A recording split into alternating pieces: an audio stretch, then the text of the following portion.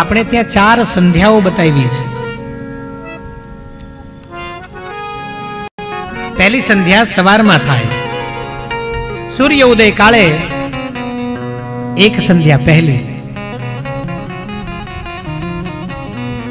બીજી સંધ્યા 11:30 થી 1 ની વચ્ચે થાય.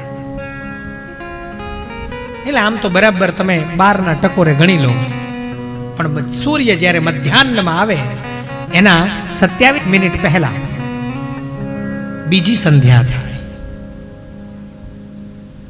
ત્રીજી સંધ્યા સૂર્ય જ્યારે અસ્તાચળના બારણે જવાનો હોય એની 27 મિનિટ પહેલા ત્રીજી સંધ્યા થાય. અને ચોથી સંધ્યા મધ્યરાત્રિના 12 વાગે એને તુરીય સંધ્યા કહેવાય. અને આ સમય સંતોનો, આ સમય સાધુઓનો, આ સમય ભજનનો, આ સમય એકાંતનો, આ સમય અનુષ્ઠાનનો, આ સમય યંત્ર મંત્ર ને તંત્રનો છે. આ સમયે કરેલું બધું ફળ આપવા વાળું છે, સિદ્ધિ આપવા વાળું છે. અને આ અવસ્થાને તુરીય અવસ્થા કહેવાય.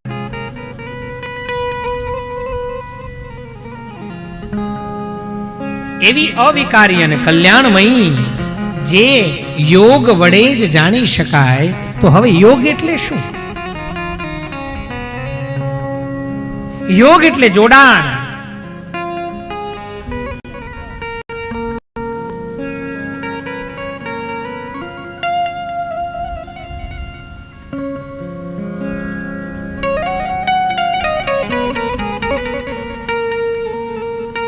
યોગ એટલે જોડાણનો સિદ્ધાંત. યોગ એટલે મળવું, યોગ એટલે ભળવું.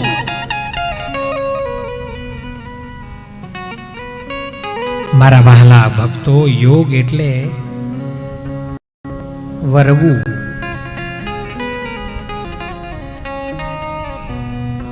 મળી જાય, જડી જાય, ભળી જાય, વરી જાય, એને યોગ કહેવાય.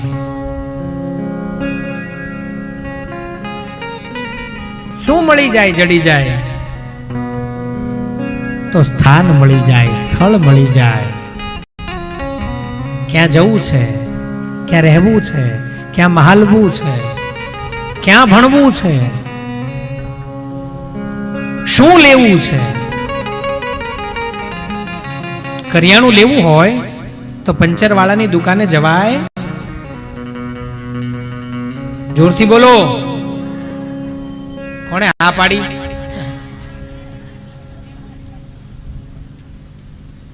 હા, અમુકને નાય ખવાય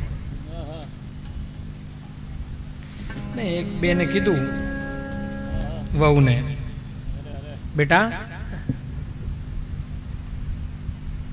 હું ઘડીક બહાર જઈને આવું છું, ખીર મૂકી છે, જોતી રહેજે. બા બહાર નીકળે ને, બા હવે વઘાર કરી નાખું કે?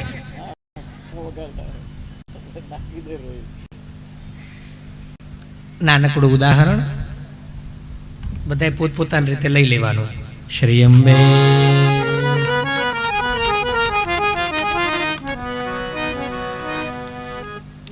અમારી દીકરી તો સાડી નહીં પહેરે.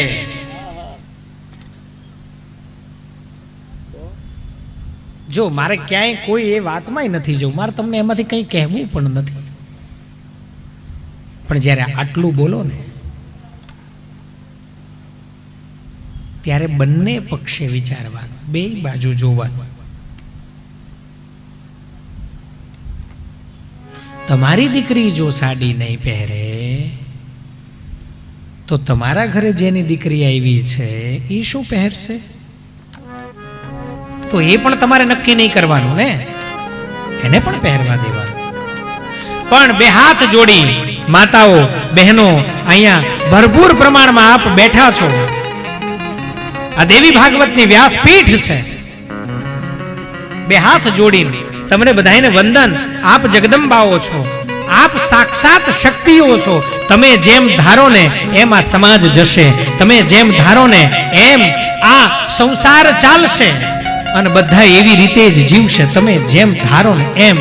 પણ તમે સારું ધારજો, તમે સાચું ધારજો.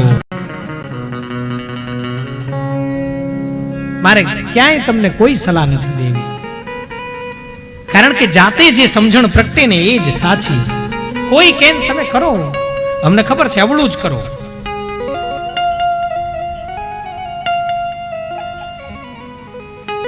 માટે તમારી અંદર પ્રયત્નપૂર્વક સાચી સમજણને પ્રગટાવજો. સાચી સમજણને, સારી સમજણ. શું પહેરાય, કેવું પહેરાય, કેટલું પહેરાય, શું ખવાય, શું ન ખવાય, કેટલું ખવાય, ક્યારે ખવાય, ક્યાં ખવાય, ક્યાં જવાય, ક્યાં ન જવાય, ક્યારે જવાય, ક્યારે ન જવાય. That's all.